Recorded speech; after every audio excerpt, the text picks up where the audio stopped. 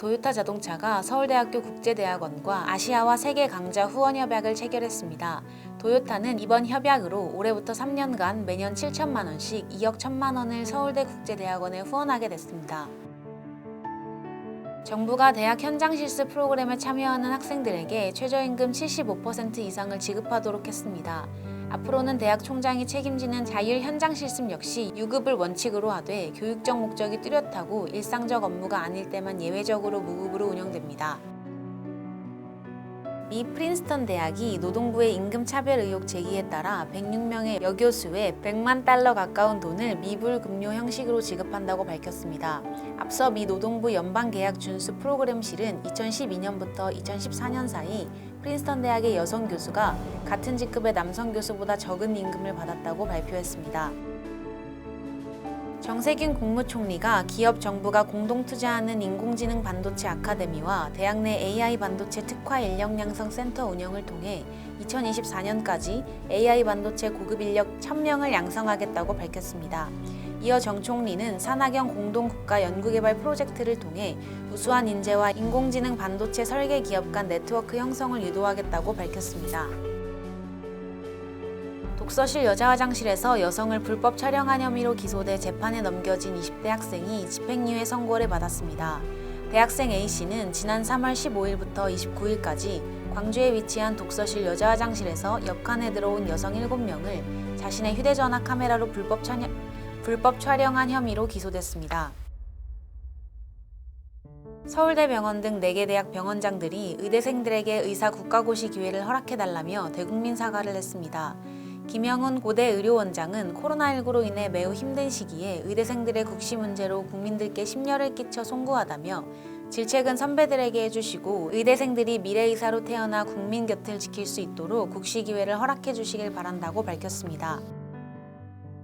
한국기술교육대학교가 청렴한 조직문화 정착을 위해 익명 신고 전용 앱을 이용한 레드위스를 도입합니다. 이용은 별도의 회원가입 없이 교직원과 민원인 누구나 가능합니다. 부패행위, 갑질 등에 관련된 제보는 익명신고 웹페이지, QR코드, 레드위슬 등을 통해 신고할 수 있습니다. 초당대학교 항공기술교육원이 개원했습니다. 초당대는 기존 대학 소유 15대의 교육 항공기, 훈련용 제트엔진과 헬기 엔진 등 실습 기자재를 기반으로 최첨단 항공정비 교육 실습 시설을 구축할 계획이라고 밝혔습니다. 대구보건대학교 식품영양학과가 한국영양교육평가원으로부터 영양사 교육과정 평가 인증 최종 판정 결과 인증을 통보받았습니다. 영양사 교육과정 평가 인증은 우수한 영양사 배출을 위해 학교가 교육과정을 지속적으로 개선하고 교육과정의 질을 관리할 수 있는지를 평가하는 시스템입니다. 대전시 교육청이 2021 대입 수시 모집 대비 온라인 면접 설명회를 개최합니다. 이번 설명회는 고3과 교사들의 면접 전형 준비를 지원하기 위해 기획됐습니다. 실시간 시청을 하지 못한 학생의 경우 대전 진로진학지원센터 홈페이지를 통해 확인할 수 있습니다. 대구대학교 언어치료학과가 비대면 실습을 위한 원격 치료실을 개설했습니다.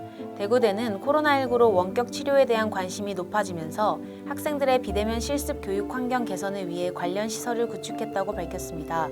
학생들은 신설된 원격 치료실에서 언어재활 관찰, 언어재활 실습, 언어진단 실습 등의 실습 수업을 받게 됩니다. 동아대학교가 환경부와 한국환경산업기술원이 주관하는 녹색 융합기술 인재양성 특성화대학원 지원사업 우선협상 대상에 선정됐습니다. 선정학과는 동아대 대학원 응용생명학과와 조경학과입니다. 이번 사업에 최종 선정되면 응용생명학과는 3년간 29억 7천만 원, 조경학과는 21억 원 등 총 50억 원 상당의 지원금을 받게 됩니다.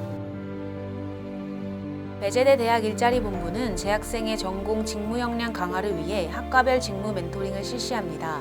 이번 멘토링은 사회에 먼저 진출한 선배들을 멘토로, 재학생을 멘티로 해서 비대면 강의로 진행됩니다. 강원 평창군이 국내 대학생을 대상으로 평창 평화캠프를 개최합니다.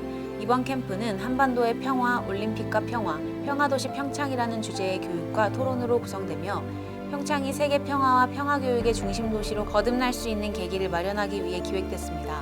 코로나19 확산 방지를 위해 캠프는 온오프라인의 병행에 운영됩니다. 공주대가 세종시 공동 캠퍼스 입주와 산학협력 플랫폼을 구축하기 위해 민간기관과 협력합니다. 공주대는 개방형 캠퍼스, 미래혁신스쿨, 정책융합대학원, 글로벌 K-에듀, 산학협력 플랫폼 등 4개 분야 특성화 전략을 마련해 산학 상생과 협력 캠퍼스를 구축할 계획입니다. 미국 명문사학 프린스턴대가 기숙형 퍼스트 칼리지를 새로 지으면서 인종주의자란 비판에 직면한 우드로 윌슨 전 대통령의 이름을 삭제한다고 밝혔습니다. 이에 따라 윌슨 칼리지로 불렸던 퍼스트 칼리지는 이 대학 출신 흑인 여성 사업가인 멜로디 홉슨의 이름을 따 홉슨 칼리지로 다시 개관하게 됐습니다. 올해 노벨 경제학상은 경매이론의 대가인 폴 밀그럼과 로버트 윌슨 명예교수에게 돌아갔습니다. 밀그럼은 수상 직후 기자회견에서 길 건너에 사는 윌슨이 새벽에 문을 두드려 수상 소식을 알게 됐다며 잠을 자기 전이라 내 휴대전화는 무음 모드로 설정해둔 상태였다고 뒷이야기를 알려왔습니다. 조선대학교가 사회적 거리두기가 1단계로 완화됨에 따라 오는 27일부터 대면, 비대면 혼합 방식으로 수업을 진행합니다. 오는 27일부터 실험, 실습, 실기 교과목은 대면 수업을 원칙으로 진행됩니다. 교양 필수 중 대학영어, 생활영어, 사고와 표현이 신입생 세미나도 대면 수업으로 운영됩니다. 대구공업대학교 호텔 외식조리 계열이 국제교류 전문기관인 WICC 그룹과 취업협약을 맺었습니다. WICC는 한국과 베트남의 지사가 있는 국제교류 전문기관입니다. 이번 업무협약으로 대구공업대 학생은 미국에서 전공업체 인턴십과 취업을 할 수 있는 기회가 열릴 것으로 기대됩니다. 문화재청 국립문화재연구소가 한국상고사학회와 공동으로 충북대학교에서 북방의 재인식 우리 고대문화 연구에서의 함이라는 주제로 학술대회를 개최합니다.